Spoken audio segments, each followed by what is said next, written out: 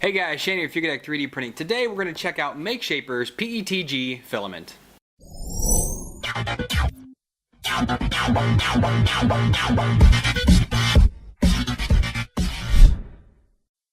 Welcome back guys. As I said, we're going to check out MakeShaper's, also known as PETG filament. Now MakeShaper was kind enough to send me a PLA, a TPU, and this PETG to check out free of charge just so that I would do these videos. So first things first, let's look at the box and see how it is. And it is very simple box. They do have their logo embossed on the box on the back. Here on the front is a single sticker that wraps around the box, has their name here, and here on the side it tells you it is 1 kilogram of PETG, 1.75 millimeter. It's black. The barcode, they have a little bit of information on here, and from last time it tells you optimal temp, the length, the hub spool, and spool thickness. So again, if you're looking to put this inside of a 3D printer like the Rays N2 Plus or the Enigma or Sigma, whatever it's called, those have a spool that go inside the printer. That's good to help out. That's good to know if your spool will actually fit in there. And then they have a little QR code for something. Not sure what that is. Let's open it up. Alright, and here we have the filament. It is a thinner bag than some companies use, but that doesn't really matter. Alright, there's the bag, a large pack of silica inside of it, and here we have the spool. It is a single spool, which is nice. It's solid. The wind is pretty nice. There was a smell opening the bag, but that smell has quickly dissipated. I'm not sure what that was. So it tells us here that it's, again, the PETG. Optimal print temps 200 to 240. I normally print PETG at 240, but 200 for PETG is really low in my opinion. I've never seen one that prints that low. So that'll be kind of a test. I'm going to do a temp tower test on this to see which one actually does print the best. Anywhere from 200 to 240 just to try it out. Now what I'm going to do is this review is going to go a little bit differently, because I'm actually going to use this PETG. This roll is going to print all of the parts for my HyperCube. And because I have an FT5, I can do that in about 2 prints. For I think pretty much everything aside from accessories or if anything screws up, which I hope it doesn't because I generally level the bed pretty well. So I'm going to put this on there. We're going to print 2 giant build plates full of parts, very intricate parts, all kinds of overhangs and bridging, and holes have to be cut in, holes have to be in them, all kinds of different things to worry about. And then we're going to take a look at those parts. That's going to be the big prints that I do with this filament. So with all that being said, let's get to a time lapse and see how these things turn out.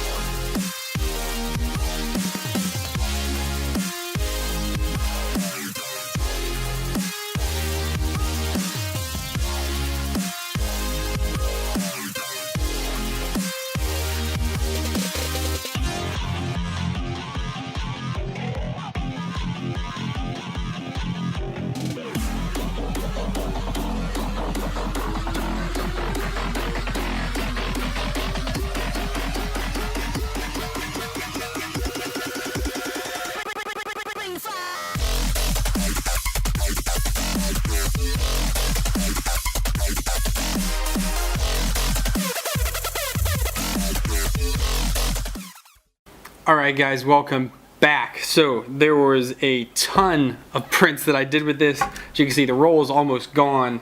And as I said, this video is going to be a little bit different. I'm doing pretty much 100%, well actually I am doing 100% functional items for the HyperCube. Now if you're not familiar with the HyperCube, you can check up here. I'll link Tech2C's playlist for his HyperCube build. I'm currently working on one and I have the frame built right here. And these are all the parts that are going to be used for it. So I'm going to show you a couple of the different parts. Some parts that had issues. Most of the issues are because of me and just the speed I was printing. I generally print PETG a little bit faster than most people do because I can with the E3D Titan and the E3D V6 hot end. So let's dive in and take a look at some of these parts. Alright, so here's 2 parts right here. These are actually LED bars. These are not from the stock HyperCube build. These are from another guy, and these just sit right on 2020 extrusion, and your LEDs stick right to here. But I mean, these print just like this. So if this is the bottom, this is the top, up to here, and a little bit of stringing on a couple of the parts. Not much zitting. Maybe now and then there was one. But I mean, if you look, if I can get this focused, hopefully. Yeah, if you look at this, I mean, this printed at that angle, which I mean, it's not a huge angle, but it's still an angle. It printed just perfectly. Underneath here, there's no real sagging at all, no restringing. Maybe like the first run might have had a string on it, but after that, it was pretty much done. So these printed out great. Take a look at the other parts. This prints with this is the bottom, and you know, the holes look great. The top layer's filled in just beautifully. Bottom layer is just absolutely like, I mean, it's so smooth. So my thing when printing PETG is I print it on glass with purple glue stick. It is the only time I use purple glue stick is printing PETG. And again, another successful part. Here is one of the corner brackets. So a corner bracket because this is one of the motors for the XY function, or the XY belts I should say. And you know, this hooks right onto 2020 extrusion like so. Motor pops into here and screws down. Again, it printed on this surface here. So this is the flat part, and it just came out beautifully. There's one little like squiggly underneath there, but that's okay. That happens. But that's really not a big issue. The rest of this came out just beautifully. All right, taking a look at a larger part, this prints down like so. So the bottom is here. Glass finish. You can still see there is a little bit of glue left on the part. I just need to take a damp cloth and wipe all that off. But again, looking at the top layers, this just comes out nice and smooth. It just looks really nice. Walls came out nice. It was just a really nice part again. Okay, here's one of the Z-axis parts that I was prototyping. I was remixing it. And this one did have some type of, I don't know if it was it missed some steps here, some under extrusion. So you can see right there, there's something weird that went on. I'm not sure what it is right there. But other than that, the part came out just great. This is the only one that had this weird issue, so it could have just been the way that Simplify 3D sliced the model. I don't know. But again, this came out great. I was a little far away from the bed over here, but I modeled this with some captive nuts in it, and it just came out really nice. One of the brackets for the XY idlers, again, came out really nice. There is some ghosting in the part, which is really hard to show on black.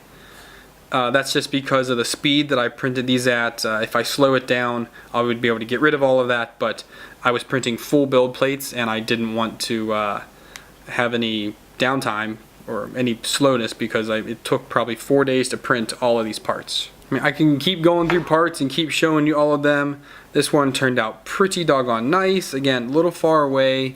I might have under extruded this one a little bit, but it's pretty much universal all the way around, so I was pretty much a little too far away. All the walls came out nice. A little bit of banding over here, some kind of weirdness on this one. Other than that, again, not too bad. Here's the extruder plate that everything mounts to. The idlers go up here for X. Extruder mounts here on the front.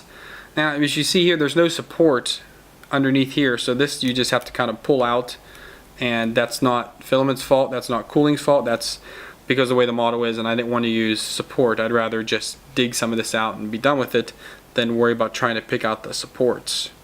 But again, everything filled in really nicely, came out real nice. So again, with those funky layers, I'm pretty sure it was my printer doing something weird, but there was a few of these links that had those same skips. So something happened in the print on a couple of these parts. These were the ones that are together. There's actually a few of them here that were actually together when that happened. I don't know what happened to it there, because this side doesn't really have too much of it, but this side on a few of them did. So something weird happened with my printer when I was printing these. So I could keep going through parts and keep showing you guys all the different parts that I printed, but that would be so freaking boring because there is probably, I don't know, 50, almost 60 different parts here. Some of these models are remixes of others that I have, remix myself or printed remix that other people have made for the HyperCube, but I am super impressed. Everything came out just the way it should, unless there was a screw up during my print. I did fail a few prints because I didn't level the bed in one part just perfectly, so it didn't adhere properly, and it ended up screwing up, or one part didn't go down all the way, and it just turned out bad, so I had to stop it, or it failed and I restarted it. Pretty much all these parts are 3 perimeters, 3 top, 3 bottom, and 50% infill. So these are hefty parts. These are made for the HyperCube 3D printer.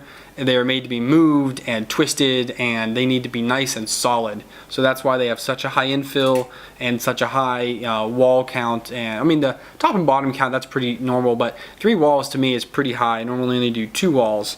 So these are super strong parts. They have a good bit of heft to them, each and every one of them. Here's one of the ones that I made with the bearings already in it, and a new strap that I had made to hold that bearing in.